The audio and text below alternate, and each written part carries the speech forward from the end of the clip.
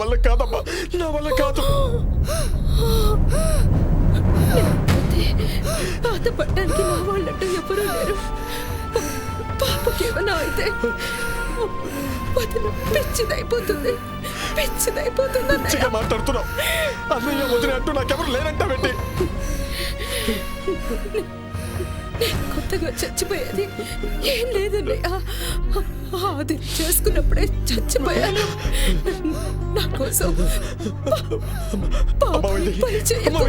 నీకేం కాదు, నేను కాపాడుకుంటానమ్మా. అమ్మ వైదేహి,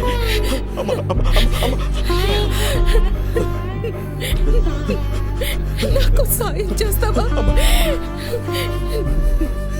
నా శవాన్ని ఆది యశోదరా, నా శవాన్ని తాకు.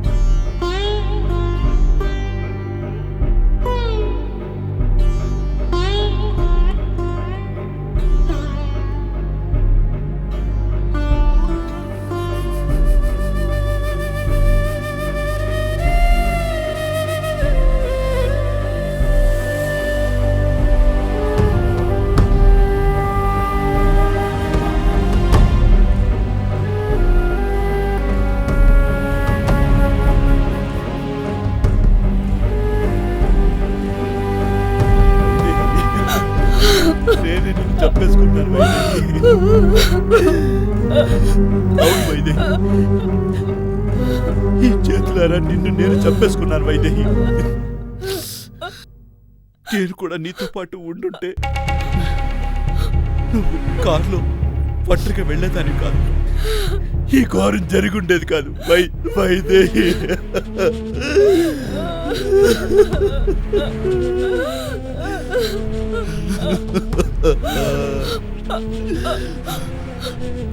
రెండు చిటుకుని వెళ్ళి కలిస్తే పెళ్లి, రెండు పట్టు వెళ్ళి కలిస్తే చావు అంటారు. నీ చావుకి నా పెళ్లికి మధ్య ఎన్ని చిక్కుముడులు పడ్డాయో వైదేహి.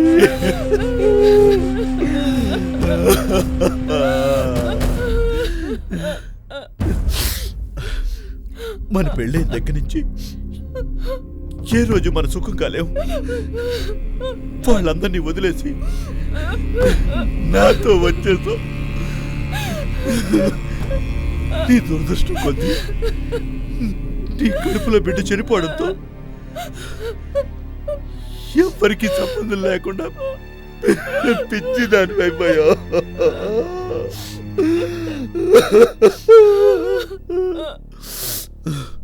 అంత పిచ్చిలో కూడా నా పేరు పాప పేరు కలగరించేదానివి. వైదేహి, ఒక్కసారి లే వైదేహి. వైదేహి, ఆప్యాయంగా అది అను. ఈ జన్మకు చాలనుకుంటాను. వైదేహి, లే వైదేహి. వైదేహి, అక్క అక్క అక్క, వైదేహి చూడక నదిలి వెళ్ళిపోయిందక్క.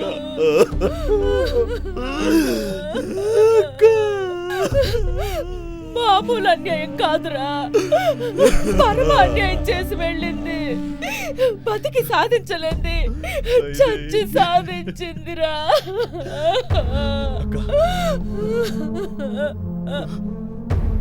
పాపు వైదేహి వల్ల పూజా కార్తీకులు ఇచ్చి నన్ను ఆగిపోయిందక్క. పర్వాలేదక్క, వాళ్ళ పెళ్లి నేను జరిపిస్తాను.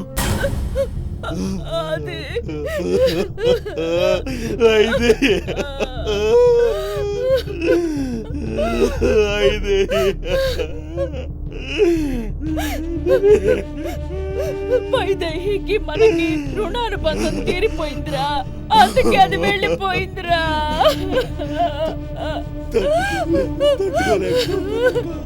తట్టుకోలేకపోతున్నాను.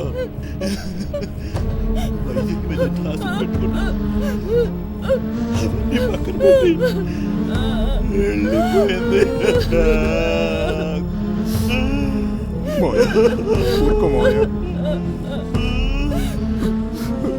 ఒరేయ్ రాహుల్, ఒరేయ్ జరగాల్సిన కార్యక్రమం గురించి ఆలోచించండి రా. చుట్టాలందరికి ఫోన్ చేశాను మమ్మీ, అన్ని ఏర్పాట్లు జరుగుతున్నాయి. రాహుల్, రాధిక ఎక్కడ్రా? లోపల మమ్మీ, ఏర్పాట్లు చూస్తుంది.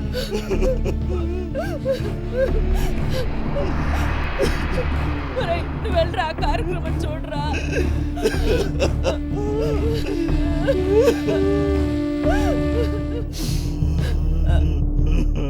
నట్టింట్లో నర్తనశాల బాగుంది, అందరినీ బాగానే ఆడించా. భార్య వియోగంతో సొమ్మసిలిన శ్రీరాముని చూశాం. భార్యని జూదంలో ఓడి తెప్పరిల్లిన ధర్మరాజు గురించి చదివాం. భార్యని తెగ నమ్మి కాటి కాపరైన సత్యహరిశ్చంద్రుడి గురించి విన్నాం. కానీ భార్యని చంపి దాని శవం ముందే శోకాలు పెట్టే నీలాంటి వాణ్ణి ఇప్పుడే చూస్తున్నాను. ఎంతైనా నీ తమ్ముడినే కదక్క. కాకపోతే నువ్వు చూపుడు వేలుతో తలరాతలు రాస్తావు, నేను తలరాతల్ని కాలి వేలుతో రాస్తాను. ఫోన్లే పాపం పిచ్చిది కదా అని ఊరుకుంటే నా గుట్టే రట్టు చేయాలని చూసింది.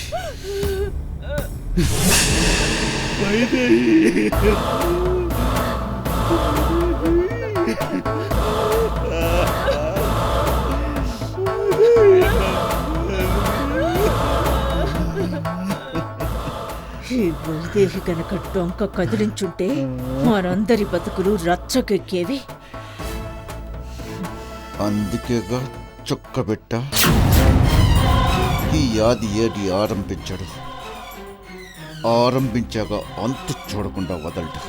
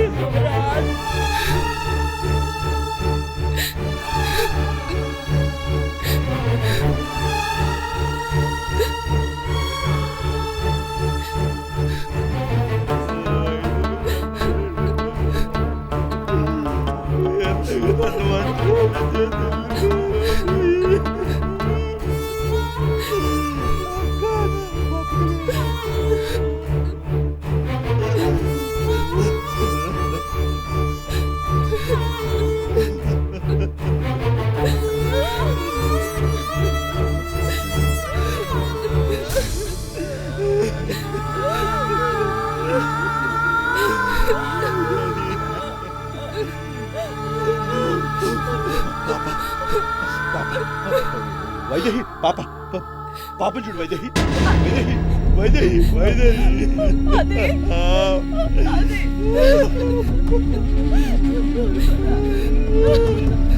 చందు అక్క మన వదిలి వెళ్ళిపోయింది.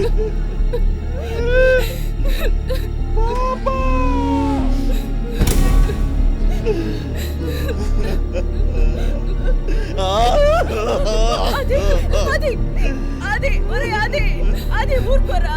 లే నువ్వు లే, ఇక్కడ వచ్చి లే లే, నువ్వు లోపలికి పద, లోపలికి పద, పదరా రా.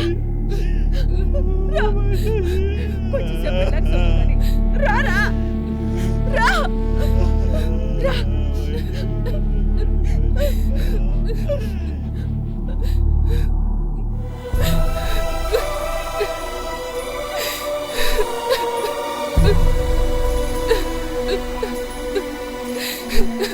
అక్క వైదేహి అక్క,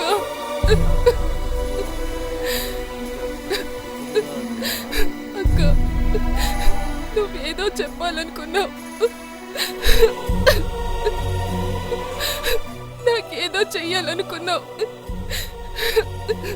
కానీ ఇంతలోనే మాకందరికీ దూరం అయ్యావు.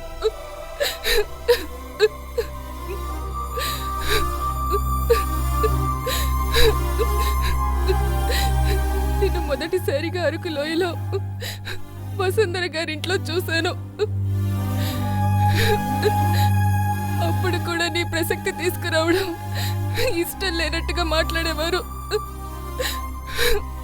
నీ గతంలో ఏవో చేదు నిజాలున్నాయి అనుకునేదాన్ని. నీ లోకమంతా ఈ బొమ్మే.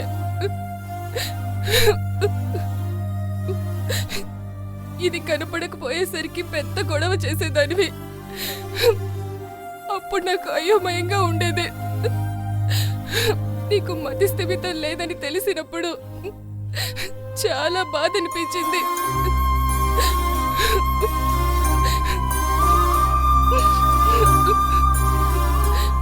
పాప బొమ్మని ఎవరైనా ప్రేమగా చూస్తే మురిసిపోయేదానివి. అలా నిన్ను చూసినప్పుడల్లా నా కన్నీళ్లు ఆగేవి కాదు.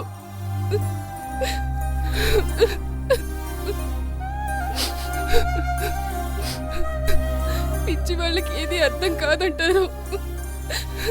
అదేంటో నువ్వు ఇంతవరకు నాకు అర్థం కాలేదక్క. ఇంతగా నేను అభిమానించే నేను నీ భర్తకే భార్యగా వస్తానని కల్లో కూడా ఊహించలేదక్క, కల్లో కూడా ఊహించలేదు.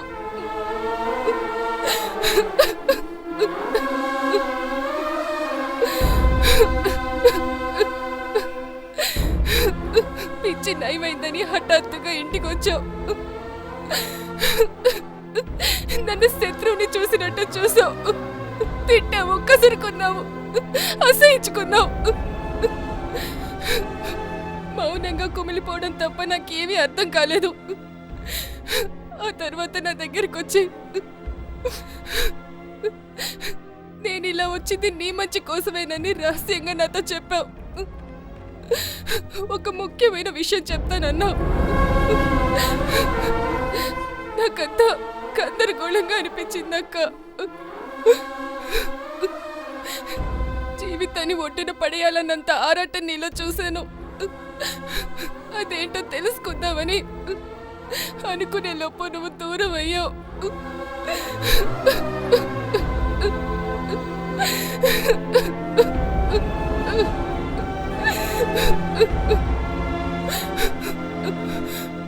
అక్క, నీ మీద ప్రమాణం చేసి చెప్తున్నా,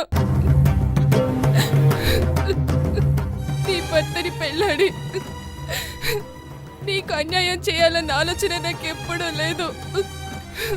నువ్వే లోకన ఉన్నావు. ఈ ఒక్క నిజం నీకు అర్థమైతే నా మనసుకు శాంతిగా ఉంటుంది.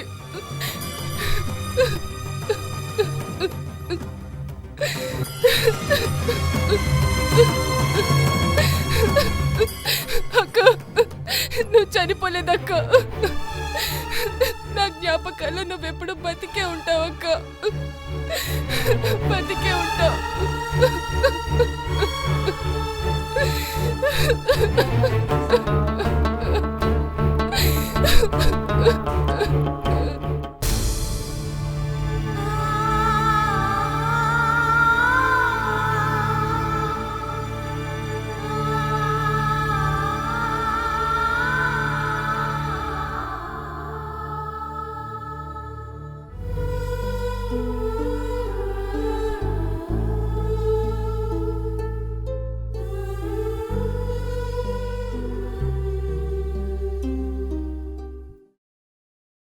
కార్తీక్, ఏమిటి అలా ఉన్నావు?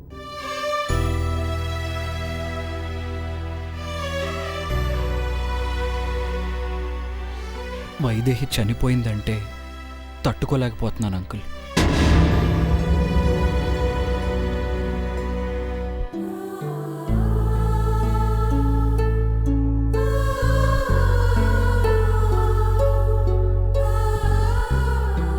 అంకుల్, వైదేహిని ఫస్ట్ టైం వైజాగ్లో చూశాను.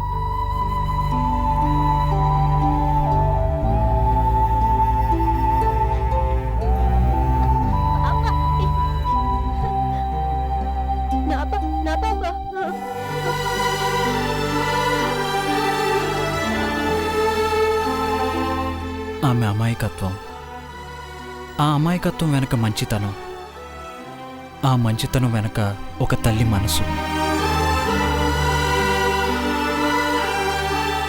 ఆ తల్లి మనసు పడే బాధ, ఆ బాధ వెనక ఆ బాధ వెనక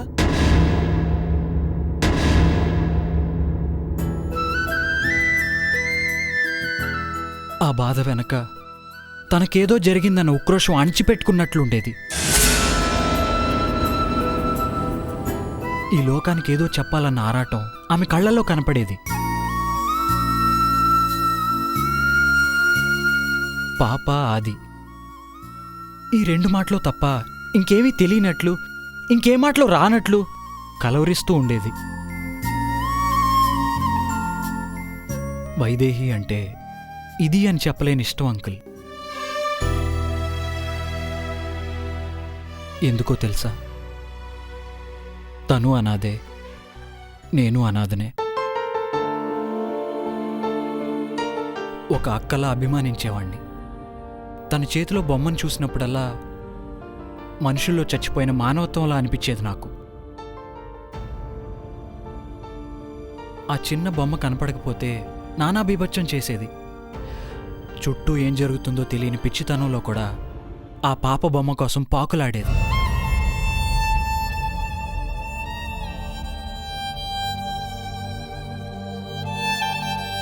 కార్తీక్, నీకో విషయం చెప్పనా?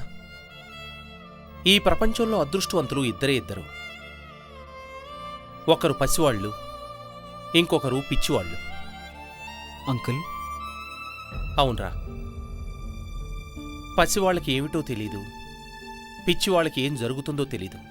అందుకే నా దృష్టిలో వాళ్ళిద్దరూ అదృష్టవంతులు. ఒక్కొక్కప్పుడు వాళ్ళని చూసి జాలి పడుతుంటాం.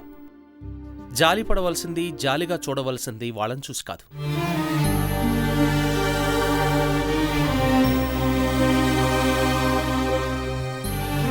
కీర్తి, కాంతం, కనకం కోసం పాకులాడే మనల్ని చూసి మనం జాలిపడాలి. అప్పుడప్పుడు నాకు అనిపిస్తుంటుంది, మాయాబజార్ సినిమాలో సత్యపీఠంలా మనల్ని మనం చూసుకునే అర్థం ఒకటి ఉంటే ఎంత బాగుంటుందోనని. మనసులో ద్వేషం ఉంటే మన మొహం ఎంత వికృతంగా ఉంటుందో, పగుంటే ఎంత ఉన్మాదంతో ఊపేస్తుందో, అదే ప్రేముంటే మన మొహం ఎంత నిర్మలంగా ప్రశాంతంగా కనిపిస్తుందో. ఇన్ని రకాల పిచ్చితో, ఇన్ని రకాల మనస్తత్వాలతో. అంకుల్, నువ్వన్నట్టు ఎక్కడో ఏదో జరిగింది. వైదేహిని ఇన్స్పెక్టర్ కృష్ణమూర్తి ఇంట్లో నేను చూశాను. ఎస్, చందుయే నన్ను అక్కడికి తీసుకువెళ్ళింది.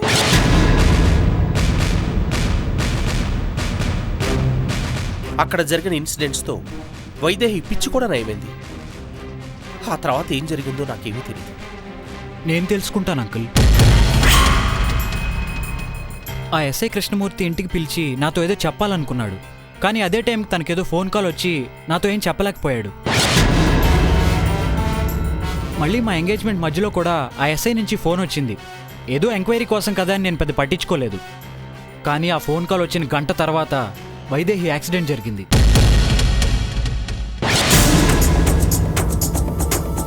ఈ ఫోన్ కాల్స్ వ్యవహారం చూస్తుంటే దీని వెనకేదో మిస్టరీ ఉన్నట్టు అనిపిస్తుంది. కార్తీక్, ఇన్సిడెంటల్గా జరిగే వాటికి పర్పస్ఫుల్గా జరిగే వాటికి చాలా తేడా ఉంటుంది. ఆ పర్పస్ ఏంటో, ఈ ఇన్సిడెంట్ ఎందుకు జరిగిందో తెలుసుకోవాలి అంకుల్. అనామకంగా రోడ్డు మీద చనిపోయిన వైదేహి చావు వెనక ఏముందో I have to search. Yes, అది చాలా అవసరం. ఎందుకంటే వైదేహి చనిపోయింది నీ నిశ్చితార్థం రోజు కార్తీక్.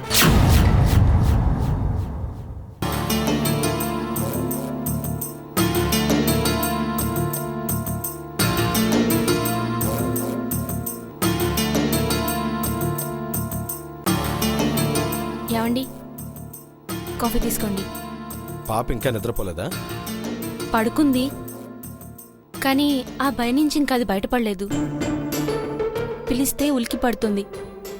దాన్ని చూస్తుంటే భయంగా ఉందండి.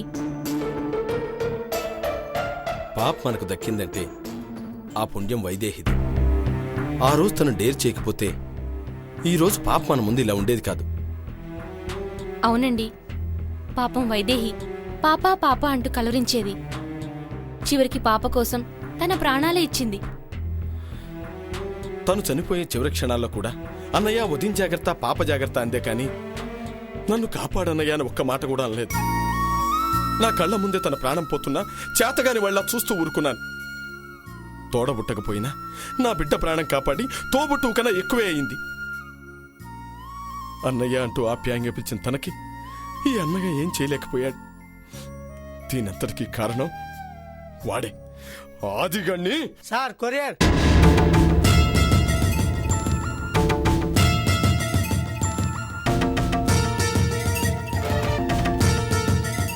నమస్తే సార్.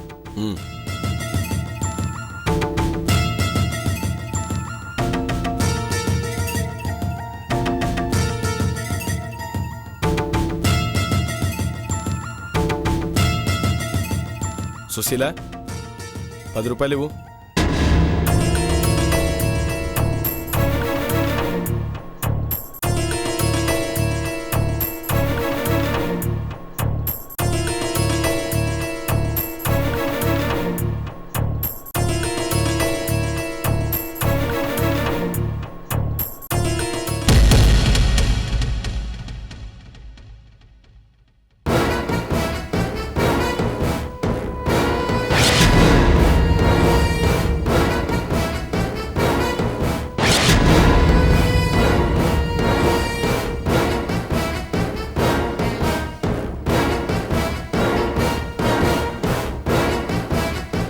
రై, ఏంట్రా ఇవి?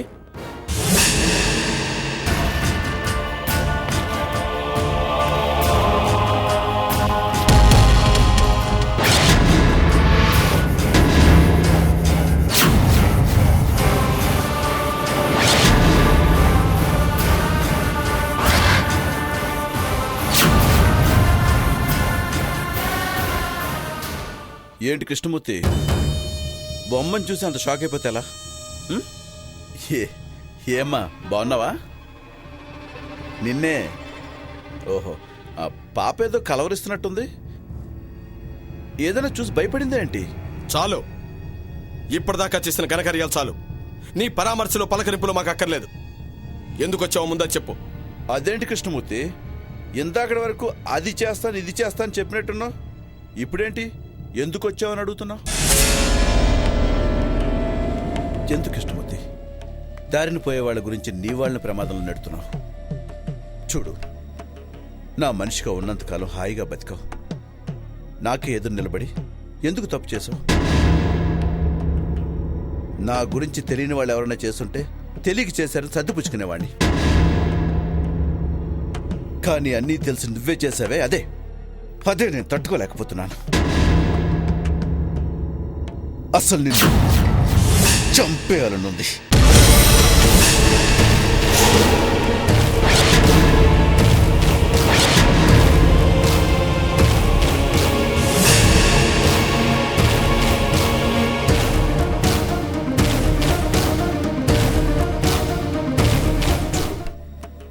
నా మనిషిగా ఉన్నంతకాలం హాయిగా బతికావు.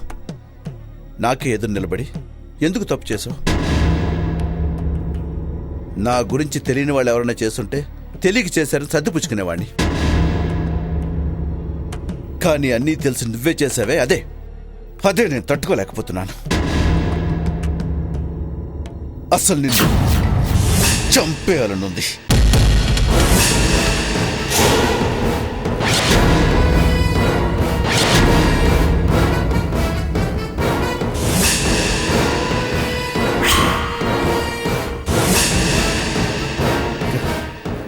కానీ ఎక్కడో నా మనిషి అన్న చిన్న అభిమానం, భార్యా బిడ్డలు కలవాడు అన్న చిన్న జాలి నిన్ను కాపాడింది. ఇప్పటికీ మించిపోయింది లేదు. నాకు దూరంగా, నా నుండి దూరంగా వెళ్ళిపో. పడగ విప్పనంత వరకు పాము పక్కన పడుకోవడం బానే ఉంటుంది. పడగ విప్పిన తర్వాత కాటు వేయకుండా చూడాలంటే అందనంత దూరం పారిపోవడమే తెలివైన వాడి పని. నువ్వు తెలివైన వాడు అని నమ్మకం. నేను ఎవరికో భయపడి వెళ్లాల్సిన అవసరం లేదు. నాకు ఇక్కడ చాలా పనులున్నాయి. నీకున్న పనులేంటో నాకు తెలుసు కృష్ణమూర్తి. కూతురు చావుదాకా వెళ్ళినా నీకు బుద్ధి రాలేదు. ఇది నీ తప్పు కాదు, నీ ఒంటి మీద ఉందే ఇది, ఈ డ్రెస్ తప్పు.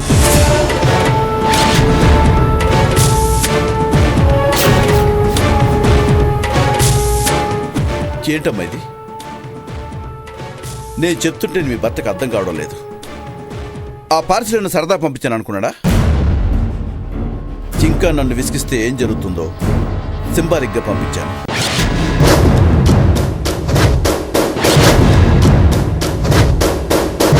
ఈ బొమ్మ స్థానంలో నీ కూతురుంటే నువ్వు తట్టుకుంటావా? వద్దు, నా పాపనేం చేయొద్దు. అదే కదమ్మా నేను చెప్తున్నాను. నీ కూతురుని చెప్పడం నాకేం సరదా అనుకుంటున్నావా? నీ భర్త నీ గురించి ఆలోచించడు, నీ బిడ్డ గురించి ఆలోచించడు. అందుకే నేను ఆలోచించాను.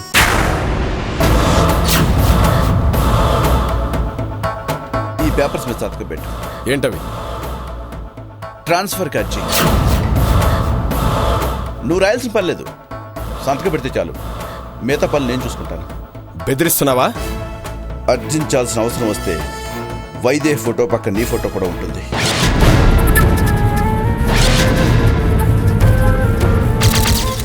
నీ మంచి కోరే నీ ఇంటి వరకు వచ్చాను. నేనేంటో నీకు తెలుసు. నాకు అడ్డుపడ్డ ముందు వాళ్ళు ఏమేరో కూడా నీకు తెలుసు. అయినా నీకు బుద్ధి రాలేదు. నన్నేదో చేయాలన్న వైదేహి ఆలోచన తన ప్రాణం తీసింది.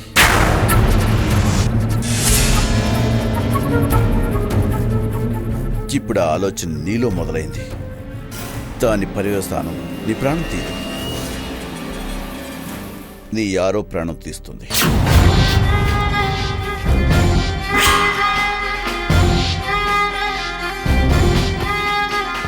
దూరంగా వెళ్ళి నిన్ను నీ వాళ్ళని కాపాడుకుంటావో, కాదని చెప్పి ఎదురు నిలబడతావో నీ ఇష్టం.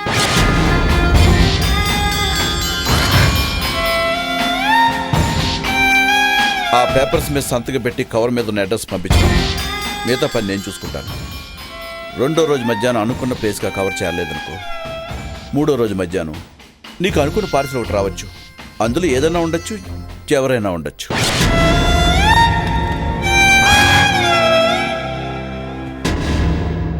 ఒక తప్పు చేసాడు కదని తప్పు మీద తప్పు చేయించుకునే ప్రయత్నం చేయకండి. నన్ను కూడా మంచిగా బతకనివ్వండి అయ్యా, ప్లీజ్. వస్తా కృష్ణమూర్తి, వస్తానమ్మా. పాప దాని భవిష్యత్తు మీ ఆయన చేతిలోనే ఉంది.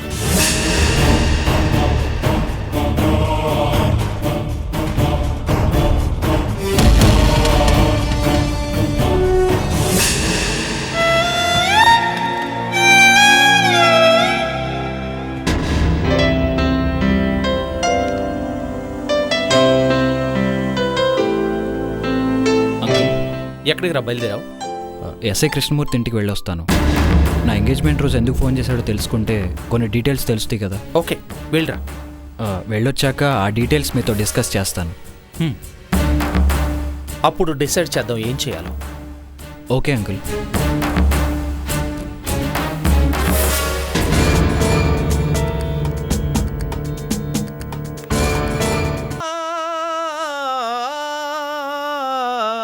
బొమ్మను చేసి ప్రాణము పోసి నవ్వేవు నీకిది వేడుక, గారడి చేసి గుండెను కోసి నవ్వేవు నీవిన్. అమ్మా యశోదరా, ఈవిని కాస్త కవర్ చేస్తే మనం ప్రొడ్యూసర్ అవడానికి ఫండ్స్ రిలీజ్ అవుతాయి. నమస్తే మేడం. ఏంటి ఏదో వెదవ ట్రిక్లు ఆలోచిస్తున్నట్టున్నావు? అబే అదేం లేదండి, మీ ముందు మేమెంతండి. యశోధరతో వెదవ నాటకాలొద్దు. ఎక్కడున్నావు? నేనండి జూబ్లీహిల్స్ రోడ్ నెంబర్ 10లో ఓ పెద్ద చెట్టు కూర్చోడానికి వీలుగా ఉందండి, అక్కడ ఉన్నానండి. అక్కడేం చేస్తున్నావు? అది అరక ఆయుర్వేద వైద్యులు ఇక్కడేదో సుందరాంగులు గుడారం వేశారంట మేడం, దానికోసం వెతుకుతున్నాను. సుందరాంగుల గుడారమా? అదేనండి, సుందరమైన గుడారం అనబోయి నోరు జారానండి. వాళ్లతో నీకేం పని? మేడం, మనిషి అన్నాక కొన్ని చెప్పుకోలేని బాధలు కూడా ఉంటాయండి. ఏంటో అవి? చెప్పుకోలేను మేడం. వీడికి అరకు వాళ్ళ గురించి తెలిసిపోయిందా ఏంటి? తెలిసి నాకు చెప్పకపోతే పరిస్థితి ఏంటి?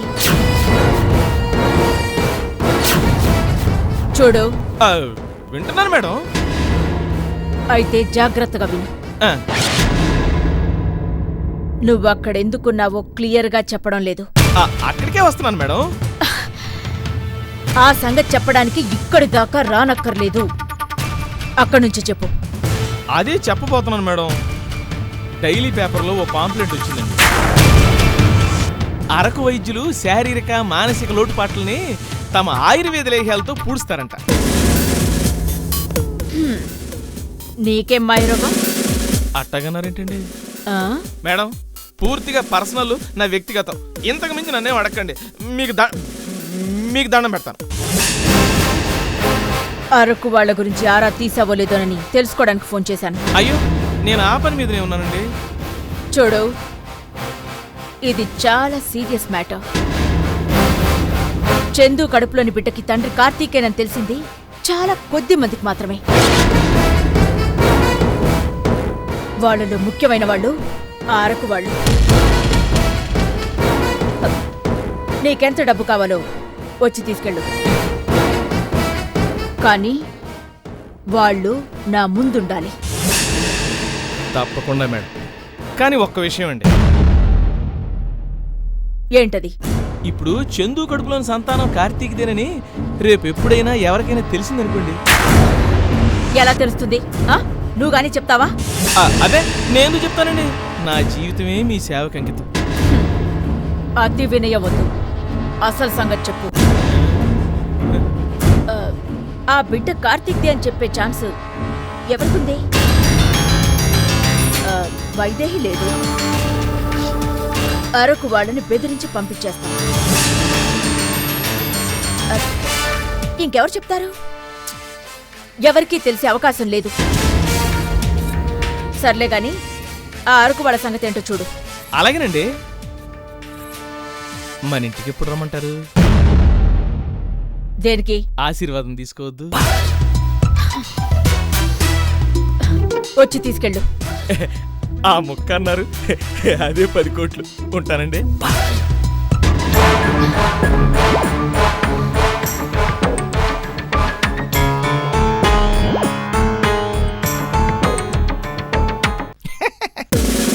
ఒరే నారాయణ, ఎవరి దగ్గర నుంచైనా డబ్బులు కొట్టేయాలంటే చెట్టు ఎక్కించాలంటారు.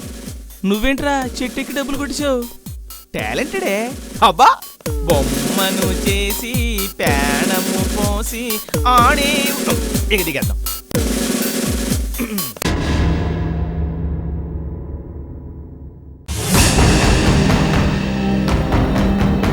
తాళం వేస్తుందేంటి? ఎక్కడికి వెళ్ళి ఉంటారు?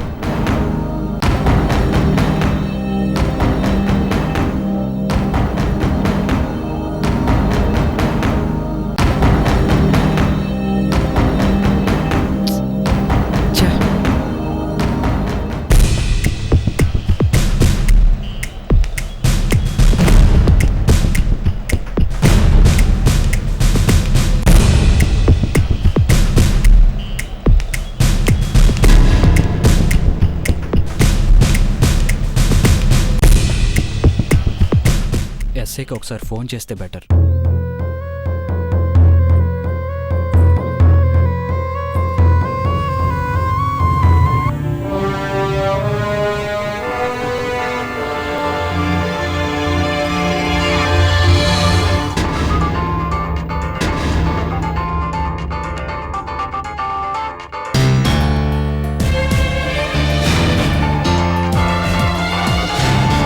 షిట్! ఏంటి ఫోన్ లిఫ్ట్ చేయడు?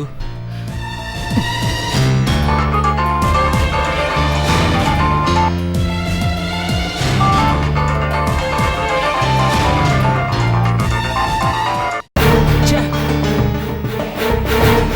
కట్ చేశాడేంటి? స్విచ్ ఆఫ్ చేసేందుకు? కార్తీక్ ఫోన్ చేస్తున్నాడు కదా. చేస్తే చేయనివ్వండి.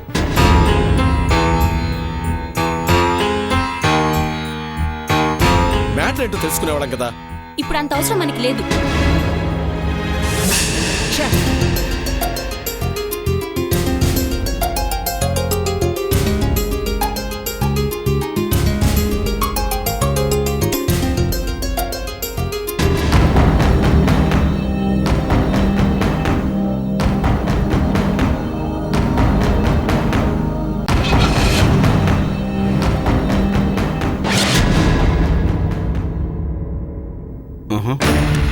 ఆ విషయాలు నేను చూసుకుంటాను.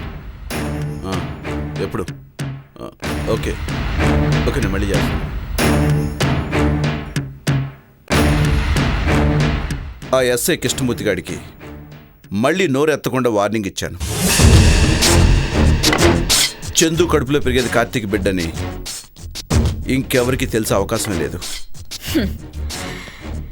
పిల్లి కళ్ళు మూసుకుని పాలు తాగుతుందంటే విని వాళ్ళు చెవులు మూసుకోరాది. సామెతలు బాగా చెప్తున్నావు అక్క. తల్లి నిజం, తండ్రి నమ్మకం. నువ్వు చందు బిడ్డకి తండ్రివి కావన్న నిజం బయటికి పొక్కితే ఎవరైనా నమ్మొచ్చు. ఎవరైనా చెప్తే కదా నమ్మడానికి. ఆ బిడ్డ DNA రిపోర్ట్సు, నీ రిపోర్ట్సు టాలీ కాకుంటే తెలుస్తుంది. ఆ DNA రిపోర్ట్స్ నావేనని డాక్టర్తో చందుకు చెప్పించాను కదా.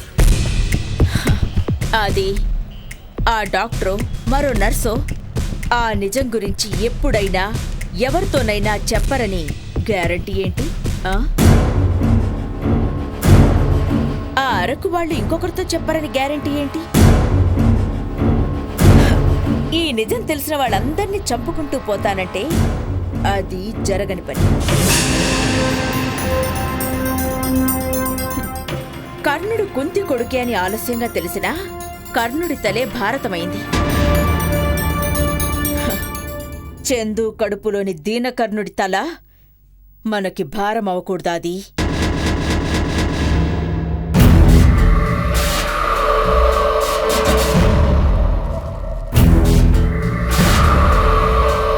నిజమేనక్క. దూరాలోచనకు దూరాలోచన చాలా అవసరం.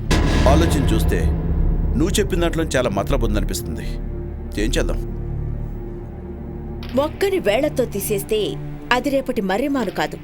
అయ్యిందనుకో ఆ ఊడలు మన మెడకి ఉరితాడవుతాయి. చందుకి అబార్షన్ జరిగేలా చూడు. ఆ తర్వాత దాని కడుపున నీ వారసుడు పుట్టేలా చూడు. చందు నాదే, బిడ్డ నాది. ఆ బిడ్డ పేరు మీద కోట్లాస్తి నాది. ముందు ముందు దేని గురించి ఎవరి గురించి ఆలోచించాల్సిన అవసరం కూడా ఉండదు.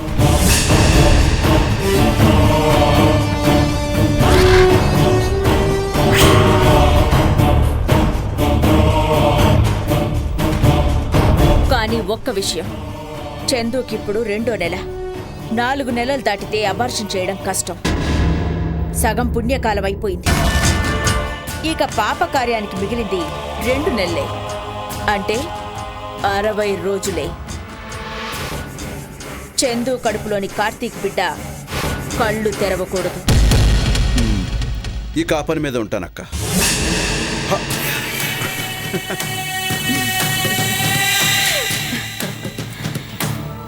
చందు కాస్కో. నీకిస్తాగా కాజా. అక్క దోశ తింటావా? వద్దులేదు, తింటా. నువ్వు తిను.